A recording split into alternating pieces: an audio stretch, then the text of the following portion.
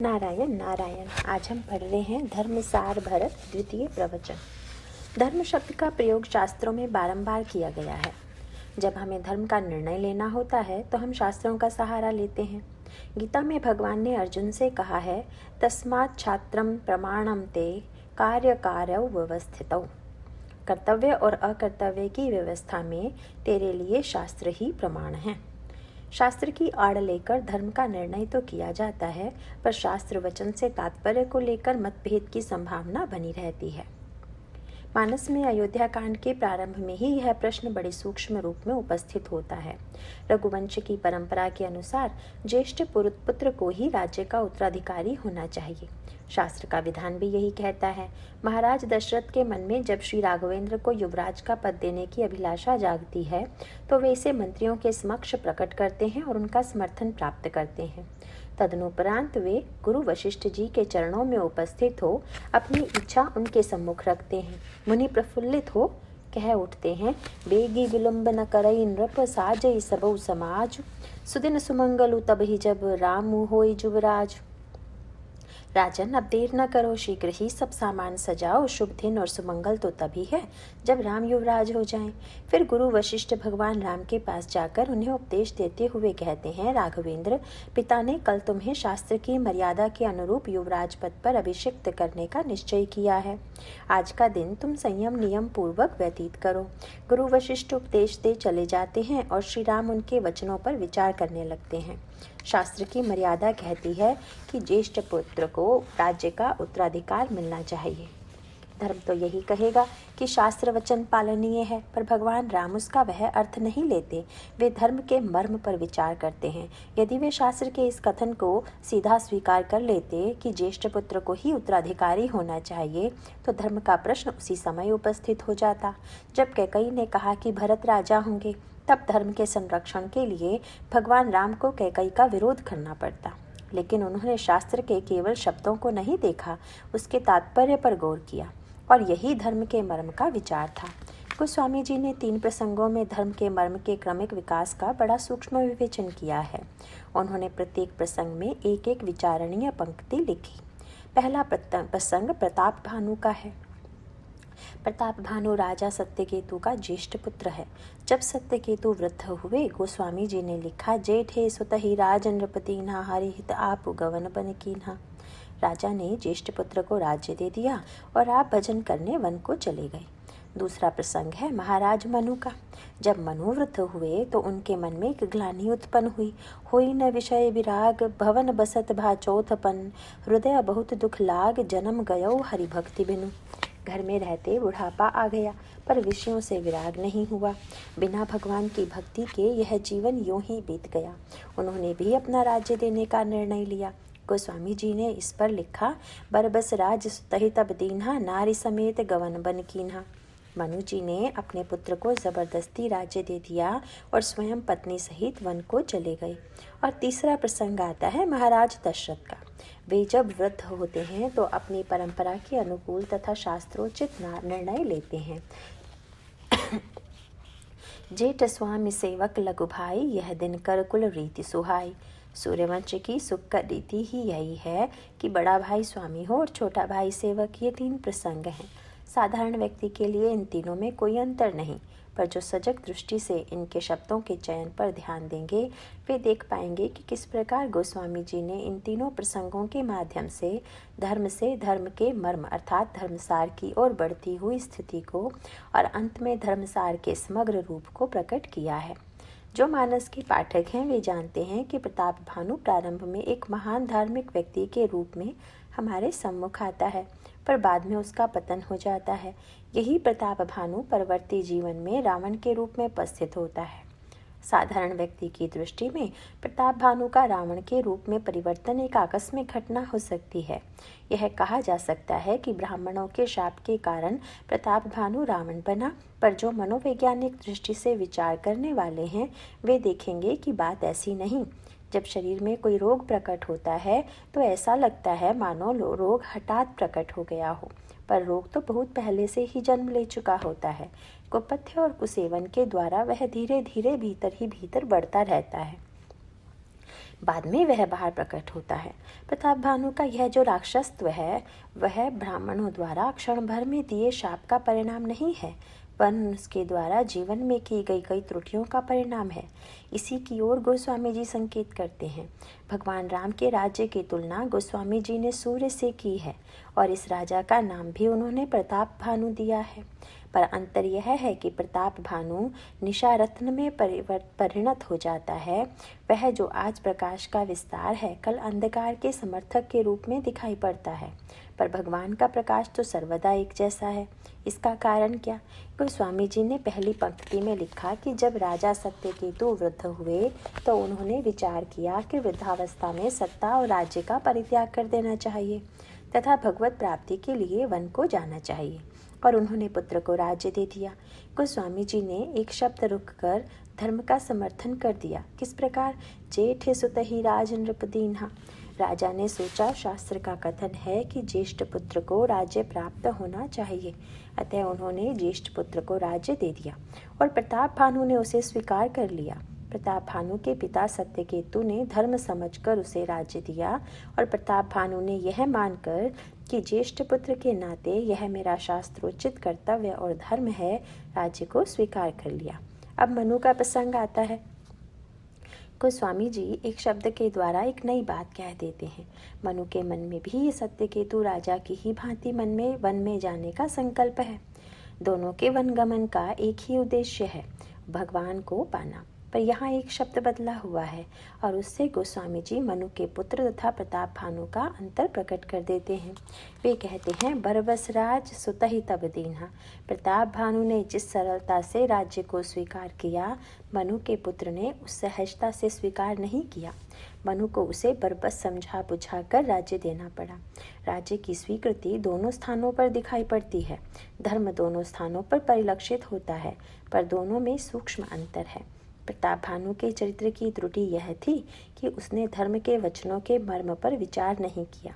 उसने धर्म के केवल शब्दार्थ को ग्रहण किया, किंतु मनु के पुत्र ने शब्दार्थ के साथ साथ उसके सही अर्थ को भी ग्रहण किया। यह आवश्यक नहीं कि जो एक व्यक्ति का धर्म है वही दूसरे का भी हो।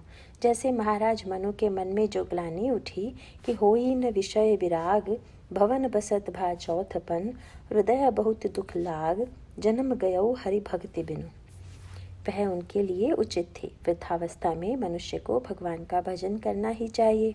पर इसी बात को अगर मनु का पुत्र अपने पिता से कहे कि पिताजी आप तो बूढ़े हो गए हो, अब जाकर भगवान का भजन कीजिए, तो कैसा हो? तब यह धर्म न होकर अधर्म हो जाएगा।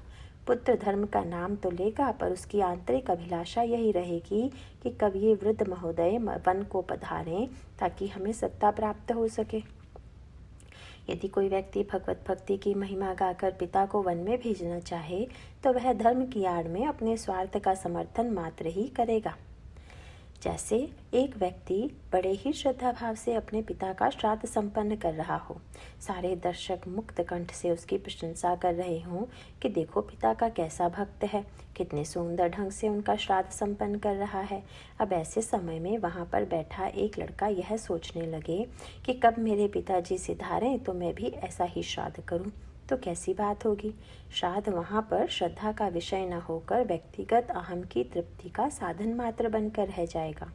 प्रताप भानु समझता था कि जब शास्त्र ज्येष्ठ पुत्र के राज्य अधिकार का अनुमोदन करता है तब ज्येष्ठ पुत्र का यही कर्तव्य है कि वह राज्य प्राप्त करे। पर शास्त्र का यह विधान समुचित राज्य व्यवस्था के लिए है, न कि राज्य पर बलात् अधिकार जमाने के लिए। और यह बात मनु के प्रसंग में परिलक्षित होती है। मनु ने जब अपने पुत्र को राज्य देने की चेष्टा की तो पुत्र ने कहा, नहीं नहीं, आप ही अभी राज्य चलाइए। जिस सुंदर रीति से आप राज्य का संचालन कर रहे हैं मैं वैसा नहीं कर पाऊंगा। इसका अभिप्राय यह है कि मनु के पुत्र के अंतःकरण में पिता के प्रति श्रद्धा की भावना थी और इसे उसने धर्म और शास्त्र से बढ़कर माना।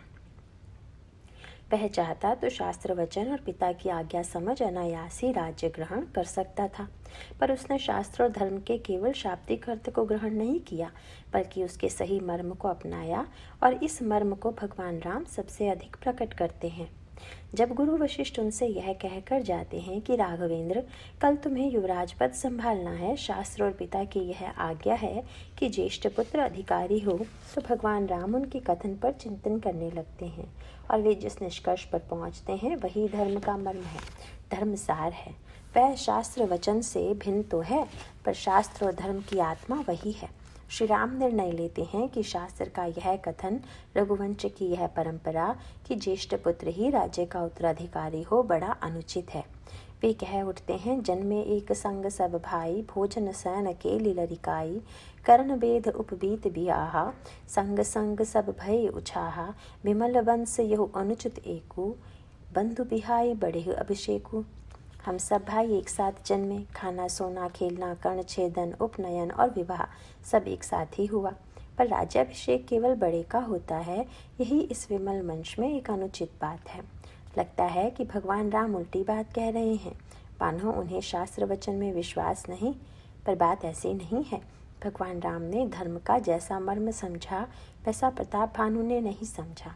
प्रताप भानु ने ज्येष्ठ पुत्र के नाते राज्य प्राप्त करने को ही धर्म मान लिया, पर वह धर्म नहीं, धर्माभास था। वह धर्म तो तब होता जब सब लोग उसका समर्थन करते, छोटे भाई भी कहते कि यही राज्य के उत्तराधिकारी बने। इधर सभी चाहते हैं कि भगवान राम उत्तराधिकारी हों, पर श्री राम इसे अनुचित मानते हैं। कहते हैं कि ज्येष्ठ को ही राज्य क्यों मिले, छोटे को क्यों नहीं। बड़े भाई को राज्य का उत्तराधिकार देने में शास्त्र का तात्पर्य यह है कि यदि छोटे भाई को राजा बना दिया जाए तो वह सबका पूज्य होगा, फिर सभी उसे ही नमन करेंगे, और यह बात बड़े भाई को अनुचित लग सकती है। पर यदि बड़ा भाई राजा होता है तो सामाजिक और मानसिक दोनों दृष्टियों से संतुलन बना रहेगा, किंतु भगवान राम की चिंतन धारा इससे सर्वथा अलग है। वे कहते हैं, उचित तो यह होता कि छोटे भाई को राजा बनाया जाता। क्यों? इसलिए कि बड़ा भाई तो अपने पद के कारण बड़ा है ही, राज्य देकर उसे और भी बड़ा बना दिया गया, क्योंकि छोटा भाई तो छोटा ही था और बेचारा अब और भी छोटा बना दिया गया। अगर छोटे को राज्य दिया जाता तो पद के कारण ही बड़ा हो जाता, दोनों ही बड़े हो जाते। यहाँ तो छोटे और बड़े के बीच की दूरी और बढ़ा दी जाती है। अच्छा महाराज, अगर भरत जी को राज्य बना दिया जाए तो आपको कैसा लगेगा? यह तो मेरे लिए दुगने गौरव की बात होगी।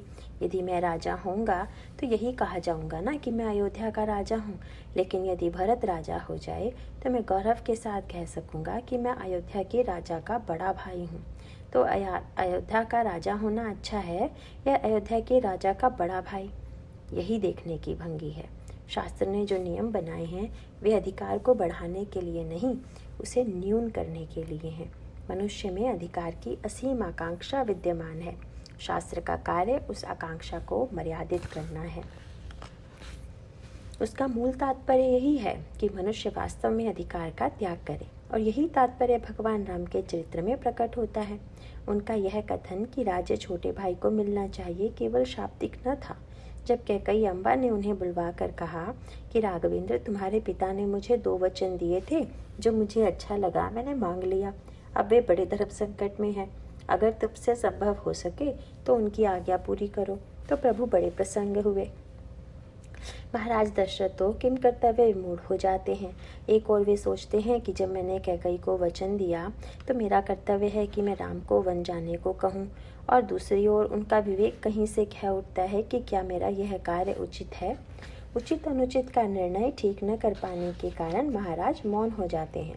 पर भगवान राम की अंतर्दशा क्या है? यहीं से धर्म के स्थान पर धर्म के मर्म की, धर्मसार की सीमा आ जाती है। श्री राम इसे धर्म का प्रश्न समझकर संघर्ष का विषय नहीं बनाते।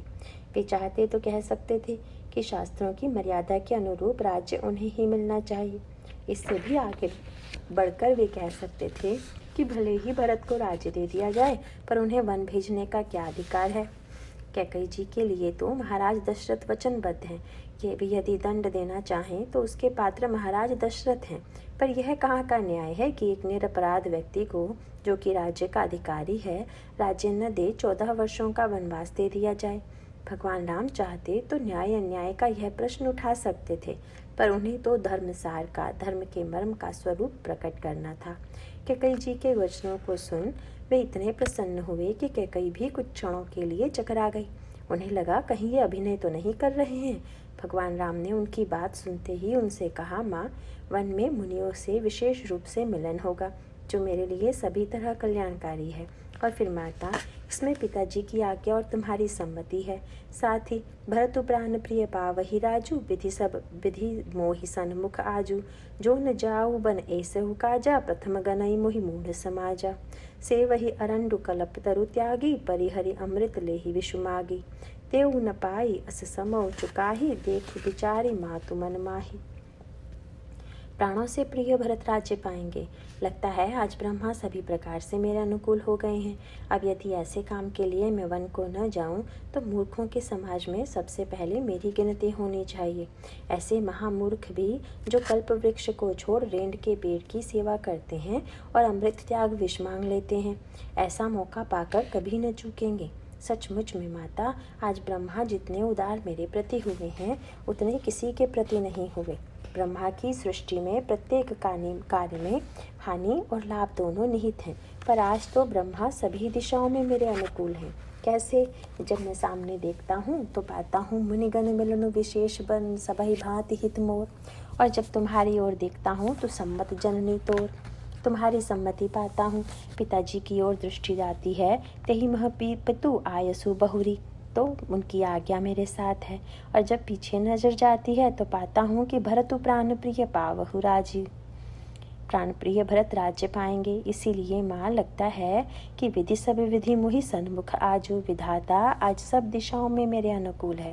और फिर माँ, तुम्हारा एक वरदान कल्पतरु है तो दूसरा अमृत। कैसे? अयोध्या के जितने लोग हैं वे अपनी इच्छाएं मुझसे पूरी कराना चाहते हैं। एक तुम ही हो जिसने मेरी आकांक्षा को जाना। जिस प्रकार कल्पतरु के नीचे बैठने से जो भी इच्छा हो पूरी हो जाती है, उसी प्रकार तुमने मेरी इच्छा पूरी कर दी। जब तुम्हारे मुंह से निकला कि भरत को राज्य मिलेगा, तभी मैं जान गया कि तुम वास्तव में कल्पतरु हो। मैं तो अकेले में यही सोच रहा था कि राज्य छोटे भाई को मिलना चाहिए, पर लोक भय के कारण कुछ प्रकट नहीं कर पा रहा था। एक तुम ही थी जिसने मेरी कामना को पहचाना और उसे पूरा किया। तुम तो कल्पतरु से भी महान हो माँ। कल्पतरु तो उतना ही पूरा करता है जितना उससे मांगा जाए। मैंने तो इतना ही सोचा था कि छोटे भाई को राज्य मिले, पर तुमने और भी कृपा यह कर दी कि यदि छोटे को राज्य मिले तो बड़े को उससे भी कुछ बड़ा प्राप्त हो।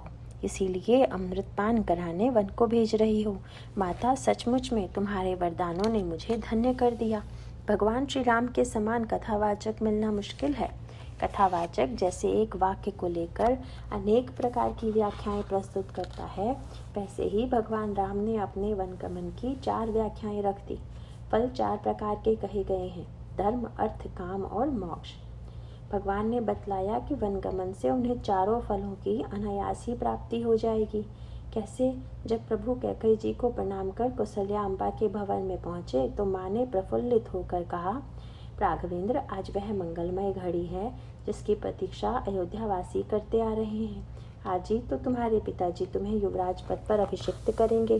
प्रभु बोले, माँ, तुम्हें पता नहीं, पिताजी ने मुझे युवराज नहीं राजा बनाने का निर्णय लिया है। कौशल्या जी आश्चर्यचकित हो जाती हैं। क्या महाराज राज्य छोड़ रहे हैं? नहीं, यहाँ का राज्य तो पिताजी ही चलाएंगे। तो फिर पिता दीन मुहि कानन राजू, पिताजी ने मुझे जंगल का राज्य दिया है। कितना महान लाभ हुआ है मुझे। कहाँ मैं युवराज बनने वाला था और कहाँ राजा बन गया। तुम्हें तो आनंदित होना चाहिए कि या तुम्हारा पुत्र राजा बन गया। कौशल्या जी घबरा जाती हैं, कहीं जंगल का भी कोई राजा होता है। प्रभु कहते हैं, बस माँ, ऐसे ही गलत ढंग से तो लोग आज तक सोचते आए हैं। पिताजी ने ठीक ही सोचा है। आज तक लोगों की धारणा थी कि राज्य केवल नगरों में होता है, परंतु राज्य की जितनी आवश्यकता नगर में है उससे अधिक वन में है। और जहाँ सब भांति मोर बड़ काजू, वहीं तो मेरा यथार्थ काम है। जहाँ अन्याय है, उच्छृंखलता है, राक्षसों का अत्याचार है, वहीं तो राजा की आवश्यकता है। पिताजी का निर्णय अत्युत्तम रहा। तुम प्रसन्न होवो और आय सुदेहि मुदित मन माता, जेहि मुद मंगल कानन जाता। प्रसन्न मन से मुझे वन जाने की आज्ञा दो, जिससे मेरी वन की यात्रा आनंदपूर्ण हो। भगवान ने अपने वनगमन की अर्थमूलक व्याख्या रख दी। और जब सुमंत्र जी को विदा कराने गए सुमित्रा जी से विदा करने लगे तो सुमित्रा जी के चरणों में गिर पड़े। प्रभु से प्रार्थना करने लगे, प्रभु आपके पिताजी ने सुमंत्र जी। जब सुमंत्र जी को विदा करने लगे तो सुमंत्र जी चरणों में गिर पड़े। प्रभु से प्रार्थना करने लगे, प्रभु आपके पिताजी ने आज्ञा दी है कि रथ चढ़ाई दिखराई बनूं, फिरे हो गए दिन 4। रथ में बिठाकर जंगल में 4-5 दिन घुमाकर वापस ले आना, अतः आप वापस चलिए। अब यहाँ पर फिर से धर्म और धर्मसार वाली बात आ जाती है। यदि भगवान राम पिता के भक्त हैं तो उन्हें उनकी आज्ञा का पालन करना चाहिए, और इसमें तो कोई संदेह ही नहीं कि वह महान पुत्र भक्त हैं। मानस में बार बार यह बात ध्वनित हुई है, अनुचित उचित विचार तजी जे पालहि पितु बैन, ते भाजन सुख सुजस के बसहि अमरपति एन। जो अनुचित तथा उचित का विचार त्याग कर पिता के वचनों का पालन करते हैं, वे यहाँ सुख और सुयश प्राप्त कर स्वर्ग में निवास करते हैं। फिर भगवान राम को तो पिता ने स्वयं अपने मुख से वन जाने की आज्ञा नहीं दी। इसके विपरीत उन्होंने मंत्री से कहलाया कि उन्हें 4 दिन वन में घुमा फिरा कर वापस ले आना। अतः प्रभु को तो पिता की आज्ञा माननी चाहिए।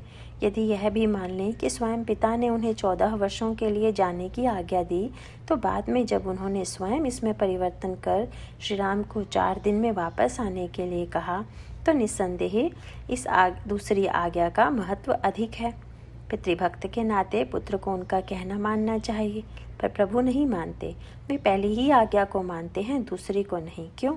इसलिए कि उनके सामने यह महत्वपूर्ण नहीं कि पिता की आज्ञा क्या है, किंतु महत्व इस बात का है कि पितु बहन क्या है, अर्थात वास्तव में पिता के बोल क्या हैं। जब कागज में लिखा पढ़ी होती है तो लिखने वाले के लिए इतना ही यथेष्ट नहीं कि वह कागज पर करारनामा लिख दे और हस्ताक्षर कर दे। उसे यह भी लिखना पड़ता है कि जो कुछ वह लिख रहा है पूरे होश हवास में लिख रहा है, किसी दबाव या नशे की स्थिति में नहीं। यदि कोई दबाव या नशे की हालत में लिखे तो उसका कोई महत्व नहीं रहता। भगवान राम से जब यह कहा गया कि शास्त्रों ने पिता की आज्ञा मानने के लिए कहा है, तो प्रभु बोले कि मैं तो पिता की ही आज्ञा का पालन कर रहा हूँ, इसीलिए 14 वर्षों के लिए वन जा रहा हूँ। सुमंत्र जी ने कहा, किंतु महाराज ने तो आपको 4 दिन में लौट आने को कहा है।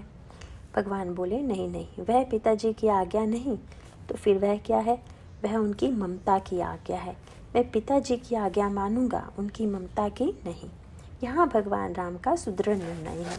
यदि कोई मोहाविष्ट हो, कामाविष्ट अथवा लोभाविष्ट हो, तो उसकी आज्ञा का पालन करना पागलपन है। भगवान राम समझ गए कि पिताजी मोह में पड़ गए हैं, अतः उनकी आज्ञा का पालन उचित नहीं। उन्होंने धर्म उसको माना जिसमें स्वार्थ का त्याग हो, सत्य की प्रतिष्ठा हो। जहाँ भी उन्हें स्वार्थ और मोह की झलक मिली, उसे त्याग दिया।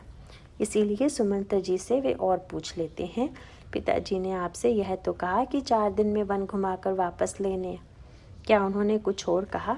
हाँ महाराज, कहा था। क्या?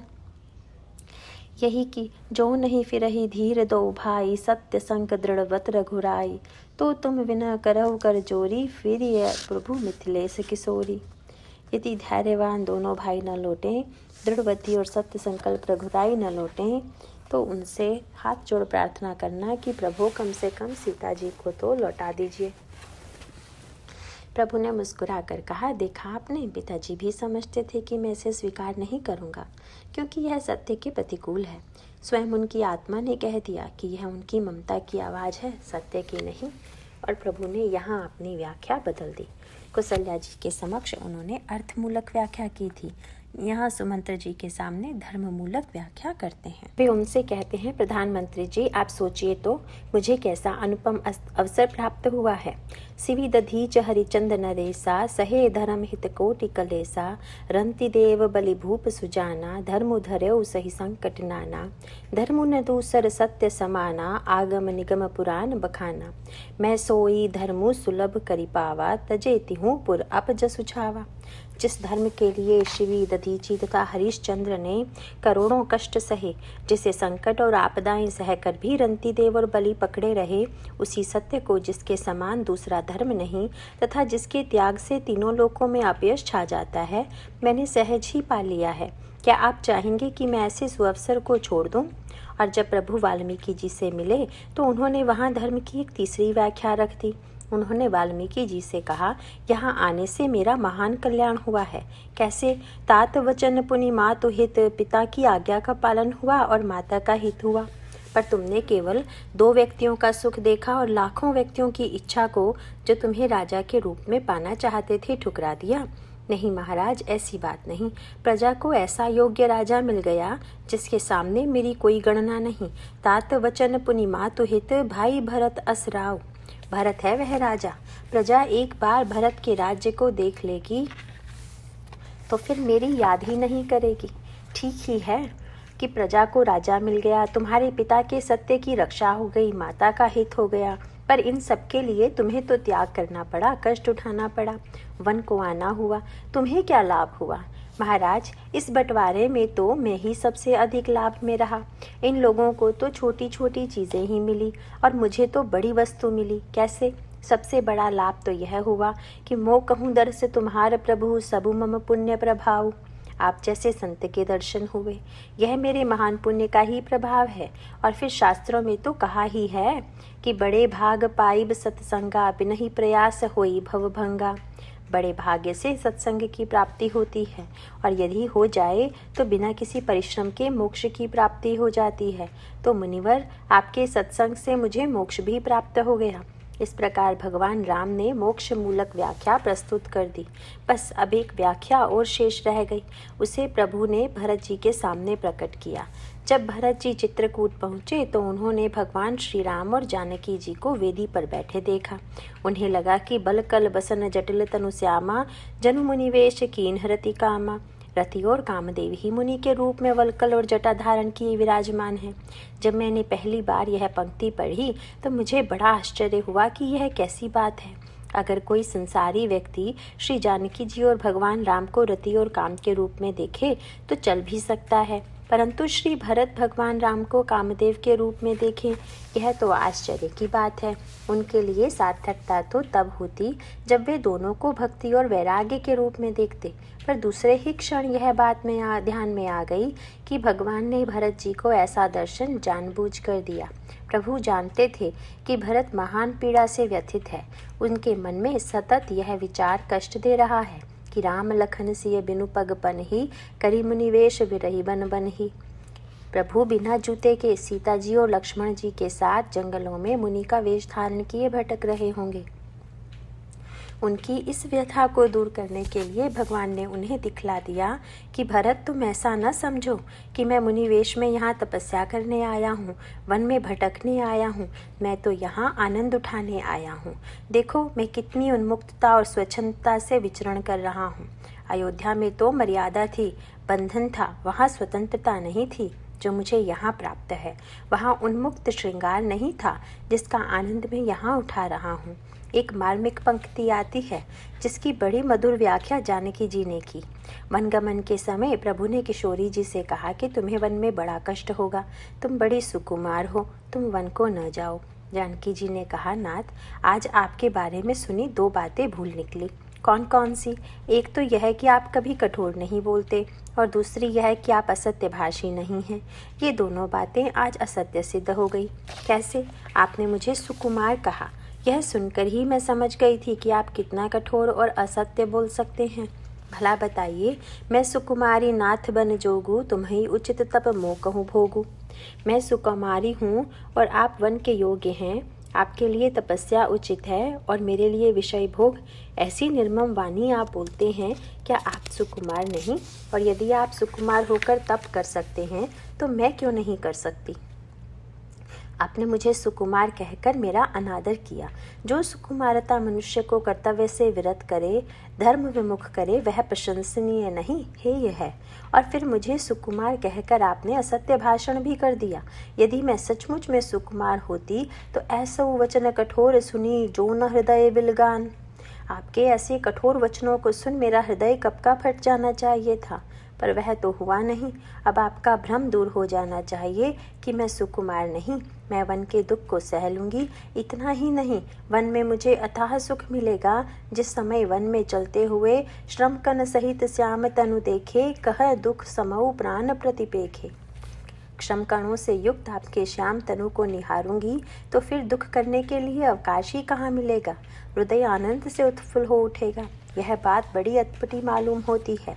कोई किसी से कहे कि जब मैं आपको थका देखूं तो मुझे बड़ी प्रसन्नता होगी, पर भगवान राम समझ गए कि जानकी जी के इस छोटे से वाक्य में गहरा अर्थ समाया हुआ है। श्रम कन सहित श्याम तनु देखे में एक संकेत निहित है जो हमें बालकांड के उस प्रसंग में ले जाता है जब श्री जानकी जी ने भगवान राम का प्रथम दर्शन किया। लता भवन ते प्रगट भे तेहि अवसर दो भाई, निक से जनु जुग विमल विधु जलद पटल विलगाई। उसी समय दोनों भाई लता मंडप से प्रकट हुए, मानो दो निर्मल चंद्र बादलों की परत हटाकर निकल पड़े हों। और उनका स्वरूप कैसा था? भाल तिलक श्रम बिंदु सुहाय। उस समय उनके माथे पर श्रम बिंदु शोभायमान थे। जानकी जी ने कहा, प्रभु, जब पहली बार मैंने आपके श्रम बिंदु देखे तो उसके बाद फिर से वैसा देखने को तरस गई। अयोध्या में वैसा कभी दिखाई ही नहीं पड़ा। अब आप जब वन को चलेंगे तो पुनः वह रूप देखने को मिलेगा और मुझे वन वन नहीं लगेगा। मुझे तो पुष्प वाटिका की ही याद आएगी और मुझे वही सुख मिलेगा जो पुष्प वाटिका में मिला था। आप कहते हैं मुझे कष्ट होगा, पर मुझे तो वहाँ अयोध्या और जनकपुर दोनों का ही सुख प्राप्त होगा। कैसे? प्रभु, अयोध्या में सास ससुर हैं, जनकपुर में प्रिय परिवार हैं, वैसे ही यहाँ भी परनकुटी प्रिय प्रियतम संगा, प्रिय परिवार कुरंग विहंगा। सासु ससुर सम मुनितय मुनिवर, असनु अमिय समकंद मूल फर। नाथ साथ सांथरी सुहाई, मयन सयन सय सम सुखदाई। मुनि और मुनि पत्नियों का दर्शन कर मुझे सास ससुर की अनुभूति होगी। कुरंगों और विहंगों को देख जनकपुर के परिवारों का सा आनंद मिलेगा। पर कहाँ तुम्हारी जनकपुर की सथियाँ और कहाँ ये कुरंग विहंग, इन दोनों की कहीं तुलना हो सकती है? नाथ, ये कुरंग और विहंग जितने प्रिय हैं उतनी जनकपुर की सखियाँ नहीं। भला क्यों? प्रभु, जिस समय मैंने पुष्प वाटिका में आपका पहला दर्शन पाया था, ये सखियाँ घर की याद करने लगी और एक मन ही मन हंसकर मुझसे कहने लगी, पुनियायब एहि बेरियाँ काली, अस कही मन बिहसी एक आली। चलो, बड़ी देर हो गई, अब चलें, कल इसी समय फिर आएंगे। यह सुन मुझे बड़ा दुख हुआ कि ये सखियाँ मुझे आपके दर्शनों से वंचित रखना चाह रही हैं। उस समय इन हरिणों और पक्षियों ने मेरी बड़ी सहायता की थी। कैसे? मैं मुड़कर देखने लगी। सखियों ने कहा, अब और क्या देखना बाकी है? मैंने हिरणों और पक्षियों की ओर संकेत किया और इस प्रकार देखन मिस मृग बिहग तरु, फिरई बहोरी बहोरी, निरखी निरखी रघुवीर छवि, बाढ़ही प्रीति न थोरी। मृग और पक्षियों को देखने के बहाने मैंने मुड़ मुड़ कर आपके दर्शन प्राप्त किए थे। अब आप ही बताइए कि ये सखियाँ प्रिय होंगी जो आपके दर्शनों से वंचित करती हैं, अथवा ये कुरंग विहंग प्रिय होंगे जिनके आश्रय आपके दर्शन होते हैं। और जब भरत जी श्री चित्रकूट पहुँचे तो उनकी भूमिका प्रभु ने पहले से ही बना ली थी। प्रभु जब वन में चल रहे थे तो उनके पैरों में कांटा लगा। प्रभु पृथ्वी पर रुष्ट नहीं हुए, उल्टे प्रसन्न हुए और साथ ही उन्होंने पृथ्वी से एक अनुरोध यह किया कि हे पृथ्वी, मेरे पैरों में कांटा लगा तो लगा, आप इतनी कृपा करना कि जब भरत आए तो उनके पैरों को कांटा न चुभे।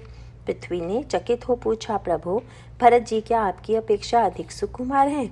वे तो परम संत हैं और संत तो स्वभाव से ही सहिष्णु होते हैं। जब आपके सुकोमल चरण कांटों को सह लेते हैं तब तो भरत जी को कोई कष्ट नहीं होना चाहिए। प्रभु बोले, पृथ्वी, तुम समझी नहीं, भरत के चरणों में यदि कांटा लग गया तो अनर्थ हो जाएगा। उन्हें इतना अपार कष्ट होगा जिसकी तुम्हें कल्पना नहीं हो सकती। कैसे? कांटा चुभने पर भरत को यह सोचकर कष्ट नहीं होगा कि उनके पैर में कांटा चुभ गया, बल्कि उन्हें अपार कष्ट तो यह सोचकर होगा कि हमारे प्रभु इसी मार्ग से गए हैं और उनके चरणों में कांटे चुभे होंगे, और इस कल्पना से उनका हृदय विदीर्ण हो जाएगा। पर यदि तुम कोमल हो जाओगी तो उन्हें यह संतोष होगा कि प्रभु को मार्ग में कोई कष्ट नहीं हुआ होगा। भरत अपने दुख से दुखित होने वाले व्यक्ति नहीं, वे तो संत हैं। और कवियों ने कहा है कि संत का हृदय नवनीत के समान होता है। संत हृदय नवनीत समाना, कहा कबिन परि कह न जाना। निज परिताप द्रवई नवनीता, पर दुख द्रवही संत सुपुनीता। पर कभी सही बात नहीं कह सके, क्योंकि मक्खन तो स्वयं को ताप मिलने पर ही पिघलता है, जबकि पवित्र संत जन दूसरों के दुख से पिघल जाते हैं। और भरत जी जब चित्रकूट पहुँचे तो देखा जनु मुनिवेश कीन रति काम, मानो रति और कामदेव ही मुनियों का रूप धारे विराजमान है। इस प्रकार प्रभु ने अपने वन गमन की काम मूलक व्याख्या भी पूरी कर दी। उन्होंने यह बतला दिया कि किस प्रकार उनके वनवास में धर्म, अर्थ, काम और मोक्ष चारों फलों की प्राप्ति है। यही प्रभु की आनंद प्राप्त करने की दृष्टि है, और यह आनंद ऐसा है जो किसी पर आश्रित नहीं, जो स्वतंत्र और परिपूर्ण है। प्रभु के बारे में तो कहा ही गया है ना कि राम सहज आनंद निधानु, राम सहज आनंद के निधान है। प्रभु ने धर्म की ऐसी व्याख्या की जिसमें सब ओर से आनंद ही आनंद है, रस ही रस है। और इस प्रकार प्रभु ने धर्म का एक नया ही रूप प्रस्तुत किया। वे अपूर्व कथावाचक जो हैं, उन्होंने बतला दिया कि धर्म द्वारा प्रदत्त अधिकार के त्याग में जो आनंद है, वह धर्म के नाम पर पाए जाने वाले अधिकार की प्राप्ति में नहीं। भगवान राम वन को गमन करते हैं और महाराज दशरथ उनके वियोग में प्राण त्याग देते हैं। श्री भरत गुरु वशिष्ठ की आज्ञा से नदिहाल से बुलाए जाते हैं। भरत जी आते हैं। पुनः एक बार धर्म और धर्मसार का विवाद सामने खड़ा होता है। कैसे? तीनों माताएं सती होने के लिए प्रस्तुत हैं। कौसल्या, कैकेयी और सुमित्रा महाराज दशरथ के साथ जलकर अपने प्राण त्यागना चाहती हैं। भरत जी तुरंत माताओं के चरणों को पकड़कर रोकते हैं। गही पद भरत मातु सब राखी। यहाँ पर गुरु वशिष्ठ भी हैं, पर वे रानियों के सती होने में कोई आपत्ति नहीं मानते, और यही धर्म और धर्मसार का अंतर प्रकट हो जाता है। गुरु वशिष्ठ सदैव शास्त्रीय परंपरा का अनुमोदन करते हैं। शास्त्रीय परंपरा यह थी कि पतिव्रताएं अपने पतियों के साथ सती हो जाती थी, अतः रानियों का सती होने के लिए प्रस्तुत होना गुरु वशिष्ठ को धर्मानुकूल प्रतीत होता है, पर भरत जी इसे उचित नहीं मानते। यह ठीक है कि पतिव्रता का सती होना धर्म है, पर धर्मसार क्या है? गोस्वामी जी दोहावली रामायण में इसका मर्म उपस्थित करते हुए कहते हैं, एक पत्नी अपने प्रियतम के वियोग को एक क्षण भी नहीं सह पाती है। वह अपने पति के साथ प्राणों का परित्याग कर देती है। पति से वह इतनी एकाकार हो चुकी है कि उनके वियोग में शरीर रखना असंभव है। ऐसी सती धन्य है, सभी उसकी पूजा करते हैं। एक दूसरी स्त्री है जो मन से सती होने का विचार नहीं करती, पर जिसकी बुद्धि उसे सती होने की प्रेरणा देती है। वह सती यदि धर्म की महिमा सुनकर और यह सोचकर सती होने का निर्णय करे कि सती होना बड़ी अच्छी बात है, सती की बड़ी पूजा होती है, बड़ा नाम यश मिलता है, तो इसमें भय है। उसका निर्णय मानसिक न होकर बौद्धिक हो जाएगा, और ऐसा निर्णय टिकेगा कब तक? जब तक मालाएं पहनाई जाएंगी, जयकार किया जाएगा, पीछे पीछे बाजे बजेंगे, तभी तक। पर जिस समय अग्नि में जलना पड़ेगा तब गोस्वामी जी लिखते हैं, निकसी चिताते अध जरती मानहु सती परानी। जब चिता में आग लगाई जाएगी तो उसका ताप केवल बुद्धि से तो नहीं सहा जाएगा, और जब ताप सहा न जाएगा तो स्वाभाविक है कि वह भागने की चेष्टा करेगी। जब मृत्यु सामने आ जाती है तो बड़े बड़े धैर्यशालियों का धैर्य भी छूट जाता है। मानस में प्रसंग आता है, जब बंदरों को सीता जी का समाचार नहीं मिला तो उन्होंने यह निर्णय लिया कि अनशन करके प्राण त्याग देंगे। अनशन करने के लिए वे सब आसन बिछाकर बैठे कपि सब दर्भ डसाई। कुछ आसन बिछ गया और वे प्राण त्यागने के लिए बैठ गए। ऊपर गीध संपाति बैठा हुआ था। उसने सोचा कि इतने बंदर अनशन करके प्राण देंगे, कितना आनंद आएगा इन्हें खाने में। उसने कहा, कबहू न मिल भरी उदर आहारा, आज 3 विधि एक ही बारा। पेट भर भोजन तो कभी मिलता नहीं, आज विधाता ने एक ही बार में बहुत सा भोजन दे दिया। जब बंदरों ने यह सुना तो क्या हुआ? डर पे गीध वचन सुनी काना। कहाँ प्राण देने जा रहे हैं, अब डर के मारे कांपने लगे। जब प्राण देना है तो फिर डरना क्यों? पर नहीं, मृत्यु के लिए तैयार होना एक बात है और उसका सामना करना दूसरी। तात्पर्य यह है कि जब मनुष्य कोई वस्तु बुद्धि से स्वीकार कर लेता है तो उसमें प्रवंचना का भय रहता है। एक स्त्री है जिसने क्षण भर में पति के साथ प्राण त्यागने का निर्णय लिया और वह उसके साथ सती हो गई, वह तो धन्य हो गई। और एक दूसरी स्त्री है जो बुद्धिपूर्वक सती होने का निर्णय लेती है, पर वह आग की ज्वाला सह नहीं पाती, प्राणों का मोह त्याग नहीं पाती, आग से भाग निकलने की चेष्टा करती है। इतिहास में ऐसे भी दृष्टांत हैं कि जब सती होती हुई किसी स्त्री ने भागने की चेष्टा की तो परिवार वालों ने लाठी का प्रहार कर उसे आग में ढकेला और इतने जोर से बाजे बजवाए कि उसका करुण स्वर दब गया। उसे जबरन सती बनाया। एक है सती होना, दूसरा है सती बनना और तीसरा है सती बनाया जाना। जो धर्म तीसरे तक आते आते अधर्म हो जाता है। जब गोस्वामी जी से किसी स्त्री ने कहा, आप आज्ञा दीजिए, मैं पति के साथ अपने शरीर का परित्याग करना चाहती हूँ, तो गोस्वामी जी बोले, नहीं, मैं आज्ञा नहीं दूंगा। क्यों? आप महात्मा होकर मुझे सती होने से रोकना चाहते हैं? गोस्वामी जी ने कहा, नहीं, मैं तो चाहता हूँ कि यदि तुम सती हो तो सती ही रहो। सती होने का अर्थ केवल आग में जल जाना ही नहीं है, तो क्या है? गोस्वामी जी बोले, शीस उघारन किन कहू, बरजी रहे प्रिय लोग, घर ही सती कहावती, जरती नाह वियोग। प्रियतम के वियोग की अग्नि में जलते हुए जो प्रियतम के कार्य को करे, उसकी याद को क्षण भर के लिए भी न भुला पाए, यही सतीत्व है। सतीत्व केवल जल जाने में नहीं है। घंटे भर में जलकर भस्म हो जाना सरल है, पर जीवन भर विरह की आग में जलना, विषय भोग से दूर रहना बड़ा कठिन कार्य है। तुम यही कड़ी परीक्षा दो, घर में रहकर ही सतीत्व का परिचय दो। यही गोस्वामी की दृष्टि है। उनका तात्पर्य है कि हमें धर्म को व्यापक अर्थ में लेना चाहिए। जैसे प्राणों का त्याग कर देना प्रेम का प्रतीक है, उसी प्रकार जीवित रहना भी प्रेम का प्रतीक है। प्रियतम के लिए प्राणों का त्याग कर देना जैसे धर्म है, प्रियतम के कार्य को पूरा करने के लिए जीवित रहना भी धर्म है। धर्म का ऐसा व्यापक रूप यदि समझ में आ जाए तो फिर प्रवंचना का प्रश्न ही नहीं रहता। भरत जी इसीलिए माताओं को सती होने से रोकते हैं। महाराज श्री दशरथ ग्लानि में भरकर शरीर त्याग देते हैं। ग्लानि यह है कि मेरे मुंह से ऐसे वचन क्यों निकले। उनके जीवन के सारे संकल्प पूरे हो गए थे, वे केवल अंतिम संकल्प पूरा नहीं कर पाए। और रामचरितमानस का यही एक ऐसा प्रसंग है जहाँ गोस्वामी जी महाराज दशरथ के चरित्र की आलोचना करते हैं। अन्यत्र सभी जगह उन्होंने उनकी प्रशंसा की है। महाराज दशरथ का संकल्प पूरा क्यों नहीं हुआ? जिस दिन उन्होंने भगवान राम को राज्य देने का संकल्प किया, उस दिन उन्होंने विचार किया कि आज की रात्रि कैकई के महल में व्यतीत करूं। कैकई जी के महल में रात बिताने की आकांक्षा उनके अंतःकरण के राग की सूचक है, धर्म की नहीं। जब वे कैकई जी के महल की ओर चले तो दासी द्वारा उन्हें सूचना मिली कि कैकई जी इस समय कोप भवन में बैठी हुई हैं। महाराज दशरथ के लिए अब भी एक अवसर था कि सावधान हो लौट आते, यह सोचकर कि मैंने एक पवित्र संकल्प लिया है, उसमें कोई बाधा न आ जाए। पर वे लौटते नहीं, कोप भवन की ओर जाते हैं। गोस्वामी जी ने इस पर बड़ी व्यंग्यात्मक चौपाई लिखी। कोप भवन सुनि सक चौराऊ, भय बस अगड़हु परई न पाऊ। कोप भवन का नाम सुनते ही राजा सहमते हैं, मारे भय के पैर ही आगे नहीं बढ़ता। गोस्वामी जी याद दिलाते हैं, ये वही राजा दशरथ हैं, सुरपति बसई बाह बल जाके, नरपति सकल रहई रुख ताके, जिनकी भुजाओं के बल पर देवराज इंद्र निर्भय होकर रहते थे तथा सारे राजा जिनका मुंह जोहते थे। अब उनकी अभी क्या दशा है? तो सुने तियरस गयो सुखाई, देखहूँ काम प्रताप बढ़ाई। इतने बड़े महाराज और वे भी पत्नी का क्रोध देखकर कांपने लगे। क्यों? देखहूँ काम प्रताप बढ़ाई। महाराज दशरथ के मन में भी काम था, और जहाँ काम आया तो राम क्रोध दूर जाने ही वाले हैं।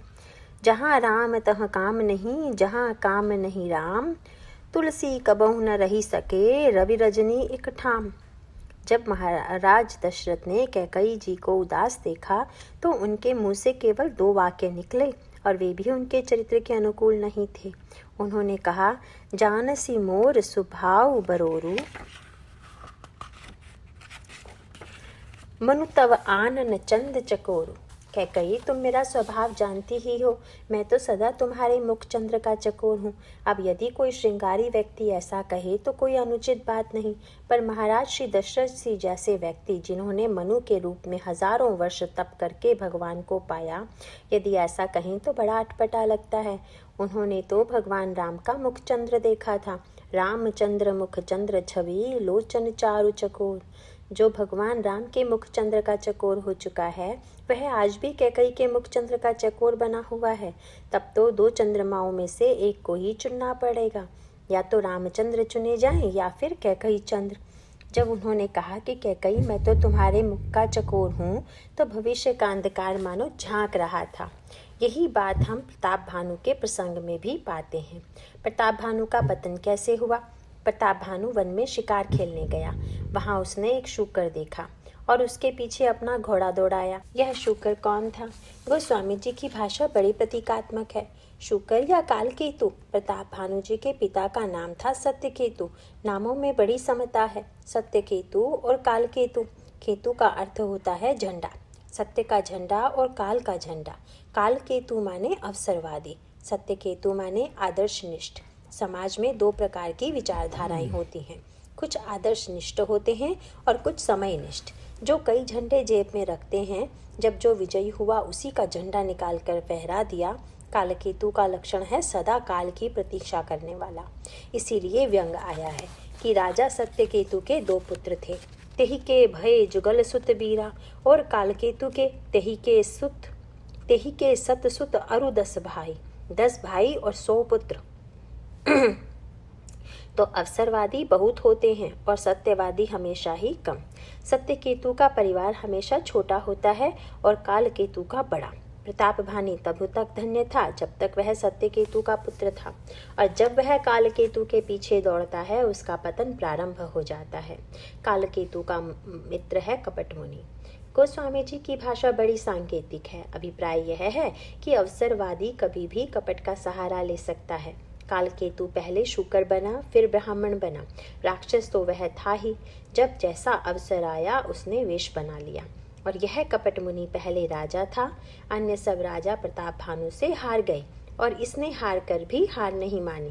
लोगों को बड़ा आश्चर्य हुआ कि सबने हार मान ली, पर यह हार नहीं मान रहा है।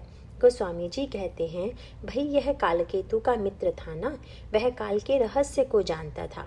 उसने जान लिया था कि समय प्रताप भानु कर जानी, आपन अति असमय अनुमानी। प्रताप भानु का समय अभी अच्छा है और उसका बुरा। आकाश में जब मध्याह्न का 12 बजे का सूर्य रहे तो किसकी हिम्मत है कि उससे नेत्र मिलाए, उसकी ओर ताके। पर जो दूरदर्शी है, समय का जानकार है, वह तुरंत कह देगा, कोई बात नहीं, अभी यदि मध्याह्न है तो सायंकाल भी तो होगा, फिर देखेंगे कि सूर्य की क्या दशा होती है। कपट मुनि ने भी यही सोचा। ठीक है, आज प्रताप भानु उठा है तो क्या हुआ, उसका अस्त भी तो होगा। और हुआ भी यही। जब प्रताप भानु कपट मुनि के आश्रम में पहुंचा और उसने उसे प्रणाम किया तो शाम के 6 बज रहे थे। कपट मुनि ने तुरंत राजा को आसन दिया। गोस्वामी जी लिखते हैं, आसन दीन अस्त रवि जानी। कपट मुनि जान गया कि अब सूर्य अस्त होने वाला है। उसने कहा, आइए आइए प्रताप भानु, बड़े सुंदर समय में आए। उधर सूर्य अस्त हो रहा है और यहाँ नया सूर्य उग गया। व्यंग यह था कि पहले भले ही तुम प्रबल रहे हो, अब तो डूबने ही वाले हो। क्यों? अरे जब सत्यकेतु का पुत्र भी कालकेतु के पीछे भागेगा, एक अवसरवादी के समान लोभ और स्वार्थ से ग्रस्त हो जाएगा, तो वह केवल नाम का ही प्रताप भानु रह जाएगा। उसके जीवन में अंधकार का प्रवेश तो तभी हो गया जब वह कालकेतु के पीछे भागा। गोस्वामी जी का अभिप्राय यह था कि जब सत्यनिष्ठ व्यक्ति भी लोभग्रस्त और वासनाग्रस्त होगा तो वह चाहे कितना बड़ा क्यों न हो, उसके पतित होने की आशंका हो ही जाएगी। महाराज श्री दशरथ की इससे बढ़कर महानता क्या हो सकती है कि जिन्हें विरचि बड़ भयउ विधाता, महिमा अवधि राम पितु माता। और ऐसे महाराज दशरथ जा कहाँ रहे हैं? कैकई के यहाँ। कौन कैकई? जिसका हृदय मंथरा द्वारा लोभग्रसित हो गया है। वे बैठी कहाँ हैं? कोप भवन में। और महाराज अपने साथ क्या लेकर जा रहे हैं? काम। रानी अंतःकरण में लोभ लिए बैठी है, क्रोध के भवन में, और महाराज काम लिए जा रहे हैं। काम, क्रोध और लोभ ये कैसे हैं? तात तीन अति प्रबल खल, काम, क्रोध अरु लोभ। ये तीनों अत्यंत प्रबल दुष्ट हैं और कल राम राज्य होने वाला है। भगवान मन ही मन हंसते हैं। जहाँ अभी महल में काम, क्रोध और लोभ छिपे बैठे हों, वहाँ क्या कल राम राज्य बन सकता है? महाराज दशरथ ने कैकई से दूसरी बात क्या कही? कैकई, तुम्हें यह जानकर प्रसन्नता होगी कि मैं एक कार्य केवल तुम्हारी प्रसन्नता के लिए कर रहा हूँ। कौन सा? वह जो तुम्हारे मन के लायक है। भामिनी भयउ तोर मन भावा, घर घर नगर आनंद बधावा, राम ही देव काली जुबराजू।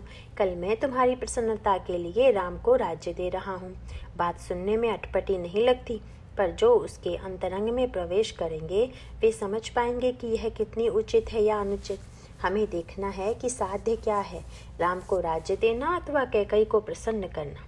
महाराज दशरथ के मुख से यह निकला कि मैं तुम्हारी प्रसन्नता के लिए राम को राज्य दे रहा हूँ।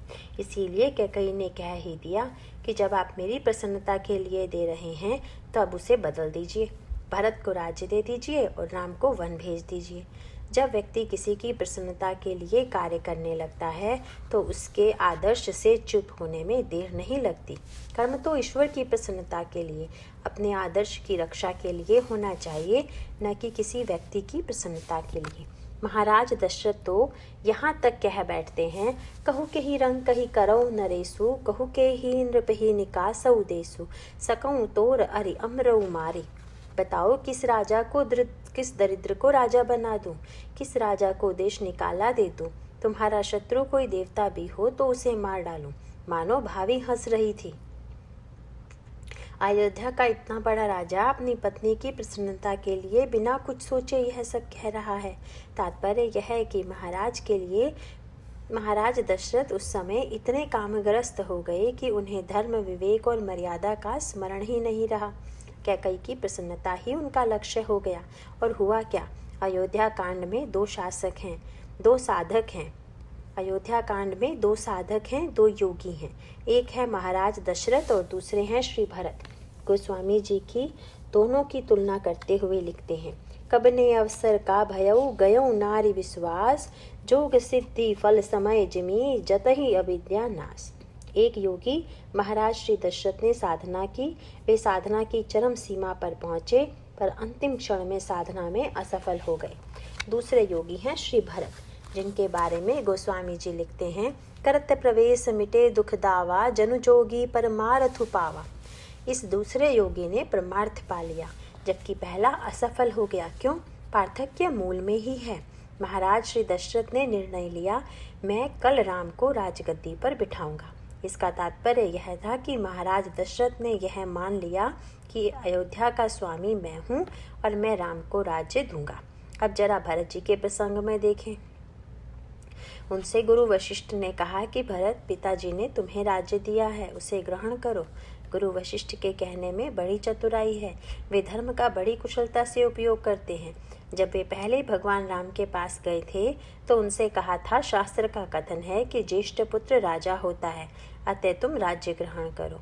और जब आज भरत जी से कहने का प्रसंग आया तो उनके लिए शास्त्र का दूसरा वचन खोज निकाला, वेद विदित सम्मत सब ही का, जही पितु दे सो पावई टीका। भरत, यह तो वेद प्रसिद्ध है और सब शास्त्रों द्वारा मान्य है कि पिता जिसको दे वही राज तिलक पाता है। तुम्हारे पिता ने तुम्हें दिया है, अतः तुम उसे ग्रहण करो। बड़े भाई से कह दिया कि बड़े को राज्य लेने का अधिकार है, छोटे को कह दिया कि राज्य उसका है जिसको पिता दे दे। धर्म दोनों ओर चला गया, लेकिन भगवान राम और श्री भरत दोनों ऐसे सजग हैं कि दोनों ने ही इस व्याख्या को स्वीकार नहीं किया। जब श्री भरत से कहा गया, जही पितु देई सो पावई टीका, तो भरत जी ने कहा, बिल्कुल ठीक है कि यदि कोई व्यक्ति अपनी वस्तु दूसरे को दे दे तो वह दूसरे की हो जाती है, पर वस्तु लेने वाले को लेने से पहले यह तो पता लगा लेना चाहिए कि दाता अपनी ही वस्तु दे रहा है या अन्य किसी की। भरत जी का तात्पर्य यह था कि पहले यह निर्णय कर लेना चाहिए कि राज्य पिताजी का है या नहीं, उन्हें देने का अधिकार है या नहीं। भरत जी यह कभी नहीं मानते कि राज्य पिताजी का है। वे प्रश्न करते हैं, पिताजी को राज्य किसने दिया? राजा अज ने। राजा को किसने दिया? रघु ने। इस प्रकार राज्य का वास्तविक स्वामी तो इनमें से कोई भी नहीं, वह तो एक हाथ से दूसरे हाथ में जाता रहा है। राज्य का वास्तविक स्वामी तो दूसरा ही है। वह कौन है? इसका उत्तर ही भरत जी का धर्मसार, उनका धर्मबोध है। इस प्रसंग में मुझे महाभारत की एक घटना याद हो आती है। जब मैं महाभारत पढ़ता हूँ तो लगता है कि उस समय धर्म का रूप कैसा विचित्र हो गया था तथा उसके कैसे विचित्र अर्थ किए जाते थे। एक प्रसंग आता है, राजा शल्य अपनी सेना लेकर युधिष्ठिर की ओर से लड़ने आ रहे हैं। मार्ग में दुर्योधन ने अपने सैनिकों और सेवकों को नियुक्त कर रखा है कि जब शल्य आए तो उनका खूब आदर सत्कार किया जाए। शल्य आए, उन्होंने पूछा नहीं कि तुम किसकी ओर से स्वागत करने आए हो। यह समझकर कि युधिष्ठिर ने ही स्वागत का प्रबंध किया है, बड़े आनंद से रुक गए। और जब प्रातःकाल चलने लगे तो सेवकों से कहा, युधिष्ठिर से मेरा धन्यवाद कहना, उन्होंने मेरा इतना ध्यान रखा। सेवक बोले, पर महाराज, यह प्रबंध आपके लिए युधिष्ठिर ने नहीं, महाराज दुर्योधन ने किया है। यह सुन शल्य को लगा कि लड़ाई तो उसकी ही ओर से करनी चाहिए जिसका हमने अन्न खाया है। बस उन्होंने निश्चय कर लिया कि हम दुर्योधन की ओर से लड़ेंगे। मैं कभी कभी सोचता हूँ कि यदि हनुमान जी भी धर्म का यही अर्थ लगाने लगते, तब तो रावण की वाटिका का फल खाने के बाद उन्हें रावण की ही ओर से लड़ना पड़ता। शल्य ने तो अनजाने में दुर्योधन का अन्न खाया था, जबकि हनुमान जी ने तो जानबूझकर रावण का फल खाया। वस्तुतः द्वापर युग के आते आते धर्म केवल अपनी लीक में रह गया था। यह ठीक है कि जिसका हम अन्न खाएं उसका साथ दें, पर कहाँ तक? ठीक है कि एक बार किसी का अन्न खा लिया तो जीवन भर का कर्तव्य कम मिट गया। एक का साथ देने का संकल्प लेकर और साथ देने लगे दूसरे का। और शल्य लड़ने भी कैसे गए? लड़ने के पहले उन्होंने युधिष्ठिर से क्षमा याचना करना उचित समझा। युधिष्ठिर ने जब सुना तो कहा, महाराज, आपको जो धर्म लगे सो कीजिए। शल्य ने कहा, युधिष्ठिर, मैं क्या करूं? बड़े असमंजस में पड़ गया हूं, धर्म के बंधन में बंध गया हूं, और तुम तो जानते हो कि मैं धर्म का पालन करने वाला हूं। फिर तुम भी तो धर्म के रक्षक हो, आशा है बुरा नहीं मानोगे, पर मैं चाहता हूं कि तुम मुझसे कुछ मांग लो। युधिष्ठिर ने कहा, मैं क्या मांगूं?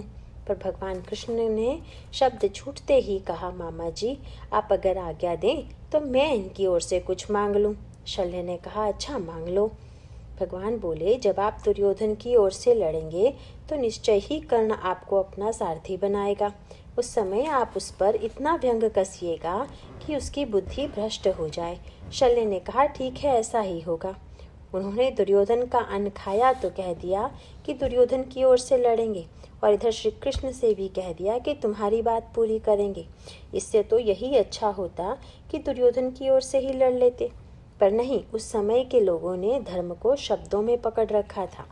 जब शल्य कर्ण के सारथी बने तो बड़ी तत्परता के साथ अपने इस धर्म का पालन करने लगे। कर्ण से उन्होंने पूछा, महाराज, रथ किधर ले चलें? कर्ण ने कहा, अर्जुन के सामने। शल्य ने तुरंत कहा, क्या युधिष्ठिर के सामने चलें? कर्ण जरा रुष्ट हो बोला, तुमने सुना नहीं? मैंने कहा अर्जुन के सामने। शल्य पुनः बोले, तो महाराज फिर भीम के सामने, क्या नहीं तो नकुल के सामने ले चलूं? कर्ण बड़ा बिगड़ा, क्रोध में भर कर कहा, तुम इतने बड़े मूर्ख हो, जरा सी बात नहीं समझते। मैं तुमसे कहता हूँ, रथ अर्जुन के सामने ले चला। तुरंत शल्य ने शांत भाव से कहा, मैं तो सोचता हूँ जब तक आप जीवित रहना चाहें इन लोगों से लड़ने, और जम भरने का विचार आए तो फिर ले चलेंगे अर्जुन के सामने। अभी इतनी शीघ्रता क्या है? यह था शल्य का धर्म पालन और धर्म की रक्षा। धर्म का सही रहस्य न समझ पाने के कारण शल्य जैसा व्यक्ति भी धर्म को इस रूप में ले बैठा। अच्छा, हनुमान जी का मंतव्य क्या था? हनुमान जी तो धर्म के मूल तत्व पर पहुँचे हुए हैं। वे सही मायने में धर्म के पालन करता हैं। उन्होंने जानबूझकर रावण की वाटिका को उजाड़ा, इसीलिए कि वह यह मानते ही नहीं कि वाटिका रावण की है। वे जिनकी वाटिका मानते थे उनसे उन्होंने आज्ञा मांग ली। कहा, सुनहु मातु मोहि अतिशय भूखा, लाग देखि सुंदर फल रूखा। हनुमान जी का यह तात्पर्य था कि वाटिका की स्वामिनी तो धरणी सुता जगजननी सीता जी हैं। रावण तो नकली स्वामी बना बैठा है। जो वास्तविक स्वामी है उनसे आज्ञा मांगी, माँ यदि आप आज्ञा दें तो फल खा लें। माँ ने कहा, बेटा, वहाँ तो राक्षस पहरा दे रहे हैं। हनुमान जी बोले, इन्हीं नकली पहरेदारों से तो मुझे लड़ना है। और हनुमान जी जाकर फल खाते हैं और रावण की वाटिका उजाड़ डालते हैं। यह रामायण की एक सांकेतिक भाषा है। वाटिका केवल रावण की ही नहीं उजड़ती, सुग्रीव की भी उजड़ती है। रामायण में जितने प्रसंग आए सब दोहरे आए हैं, उनकी तुलना करके देखिए। हनुमान जी ने रावण की वाटिका उजाड़ी, और जब बंदर भगवान का काम करके लौटे तो सबने मिलकर सुग्रीव की वाटिका को भी उजाड़ डाला और फल खाने लगे। दोनों स्थानों में सादृश्य यह था कि पहरेदारों ने वहाँ भी रोका और यहाँ भी। वहाँ के पहरेदारों को हनुमान जी ने मारा और इधर सुग्रीव के पहरेदारों की बंदरों ने पिटाई की। और दोनों में अंतर यह था कि जब रावण ने सुना कि पहरेदार पिट गए तो उसे क्रोध आ गया। उसने कहा, बंदर को पकड़कर दंड दे दो। और जब सुग्रीव के पहरेदारों ने उनसे जाकर कहा, जाई पुकारे ते सब बन उजार जुवराज, महाराज अंगद ने बाग उजाड़ डाला, तो सुनी सुग्रीव हर्ष कपि करे आए प्रभु काज। सुग्रीव को क्रोध नहीं आया, वरन हर्ष हुआ कि वानर प्रभु का कार्य कर आए हैं, जगजननी के पास से चले आ रहे हैं। यह वाटिका तो उन्हीं की है। मैं इतने दिनों तक मात्र रक्षक था। जो जननी के पास से पवित्र पत्र लेकर अधिकार पत्र लेकर आए हैं, उन्हें फल खाने का पूरा अधिकार है। जिसने समस्त वस्तुओं का स्वामी ईश्वर को माना, उसी ने धर्म को ठीक ठीक समझा। हनुमान जी ने ही ठीक ठीक जाना कि वाटिका का अधिकारी रावण नहीं, श्री सीता जी हैं। महाराज दशरथ महान धार्मिक हैं, पर उनका धर्म उन्हें यह बताता है कि तुम राज्य हो और राज्य तुम्हारा है। किंतु श्री भरत कहते हैं, नहीं, राज्य पिताजी का नहीं है और न किसी और का ही है। तो फिर राज्य किसका? संपत्ति सब रघुपति कई आही, सारी संपत्ति रघुनाथ जी की है। महाराज दशरथ और श्री भरत में यही अंतर था। भरत जी निर्णय लेते हैं कि राज्याभिषेक की सारी सामग्री वन ले चलो। गुरु वहीं पर भगवान राम का राज्याभिषेक करेंगे। कहु लेहु सब तिलक समाजू, बनहि देव मुनि राम ही राजू। लोगों को बड़ा आश्चर्य होता है। इधर तो हम भगवान राम को लौटा लाने जा रहे हैं, उधर भरत जी कहते हैं राज तिलक चित्रकूट में होगा। कैसी विचित्र बात है। बात लोगों की समझ में नहीं आती, और आई भी कैसे।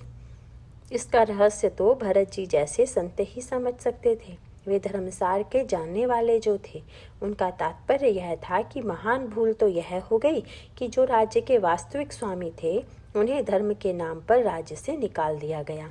आज प्रभु वन में हैं। राज्य पाकर बड़े होने वाले लोग संसार में बहुत होते हैं, पर हमारे प्रभु तो पूर्ण हैं। उन्हें राज्य की कोई आवश्यकता नहीं। वे तो वन में भी पूर्ण हैं। किंतु यदि राज्य को उनकी आवश्यकता है, तो राज्य स्वयं चलकर वन को जाए। उनके चरणों में नमन कर प्रार्थना करे कि प्रभु आप मुझे स्वीकार कीजिए। राम को राज्य की आवश्यकता नहीं, राज्य को राम की आवश्यकता है। अतः राम का अभिषेक चित्रकूट में होगा, अयोध्या में नहीं। गुरु वशिष्ठ जी को भरत की बात इतनी प्रिय लगी कि जब प्रभु 14 वर्षों बाद वन से लौटे, तो वशिष्ठ जी ने भरत जी की इस भावना का पूर्ण निर्वाह किया। अयोध्या में राज्याभिषेक के समय जब प्रभु श्रृंगार कर चुके, तो गुरु वशिष्ठ के मन में उन्हें देखकर अनुराग उमड़ आया और उन्होंने आज्ञा दी, प्रभु बिलोकी मुनि मन अनुरागा, तुरंत दिव्य सिंहासन मांगा। जाकर सिंहासन ले आओ। बात बड़ी उल्टी सी लगती है। राजा तो श्रृंगार कर स्वयं सिंहासन के पास जाता है, पर यहाँ गुरु वशिष्ठ कहते हैं कि सिंहासन को यहीं ले आओ। उनका तात्पर्य यह था कि जो सिंहासन पर बैठकर बड़ा होने वाला है, वह भले ही स्वयं सिंहासन के पास जाए, पर जिसके बैठने से सिंहासन बड़ा होगा, उसके लिए तो सिंहासन को स्वयं ही आना होगा। भरत जी की में अहमन्यता का सर्वथा अभाव है। यहाँ तक कि सात्विक अहम भी उनके जीवन में विद्यमान नहीं, जबकि महाराज श्री दशरथ में सात्विक अहम की अभिव्यक्ति है, और इसीलिए महाराज दशरथ धर्म के अंतर्द्वंद्व में पड़ जाते हैं। उनका संकल्प अधूरा रह जाता है। उन्हें इतनी ग्लानि होती है कि कह उठते हैं, सो तनुराग की करब में कहा, जेहिन प्रेम पनु मोर निबाह। इस शरीर को रखने से लाभ ही क्या, जिसने मेरे प्रेम के प्रण को निभाया नहीं। और वे शरीर त्याग देते हैं। जब रानियां शरीर त्यागने को प्रस्तुत होती हैं, तो भरत जी माताओं के चरण पकड़ लेते हैं। कहते हैं, तुम लोग तो शरीर त्याग सकती हो, शरीर के प्रति तुम्हारा तनिक भी मोह नहीं। पर जरा सोचकर देखो, महाराज श्री ग्लानि के कारण चल बसे, हमारे प्रभु वन में हैं। जब प्रभु वन से लौट कर आएंगे, तो तुम लोगों को न देख उन्हें कितना अपार कष्ट होगा। प्रभु मुझसे कहेंगे कि तुमने माताओं की रक्षा भी नहीं की। और फिर सोचो, यदि तुम जीवित रहकर उस कार्य को पूरा करो जिसे महाराज करना चाहते थे पर कर न पाए, तो उन्हें कितनी महती प्रसन्नता होगी। पिताजी ने प्रभु को राज्य देने का संकल्प किया था। संकल्प को वे अधूरा छोड़कर चले गए। अब तुम लोग जीवित रहकर इस संकल्प को पूरा करने में सहयोग दो। भरत जी की यह व्याख्या माताओं को परास्त कर देती है और वे सभी श्री राम के दर्शन की अभिलाषा से भरत का कहना मान लेती हैं। उन्हें लगता है कि श्री भरत का दृष्टिकोण सही है। कही पद भरत मातु सब राखी, रही रानी दर्शन अभिलाषी। परिणाम स्वरूप धर्म का एक नया रूप उपस्थित होता है, जिसे गोस्वामी जी ने धर्मसार कहा और जो श्री भरत के धर्मबोध के रूप में हमारे सामने आता है। नारायण नारायण।